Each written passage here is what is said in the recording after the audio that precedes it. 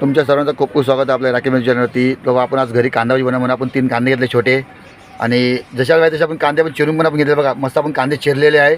आपल्या बाई जशा आपण कांदे चिरून घेतले आणि त्यात आपण जे साहित्य पण टाकणार, आपण 3 साहित्य पण टाकणार ते पण तुम्हाला दाखवतो मी. बघा आता तर आपलं एक आपण घेतलेलं म्हणजे आपण एक हळद घेतलेली आहे आणि जिरं आणि आपण मीठ घेतलेलं आहे.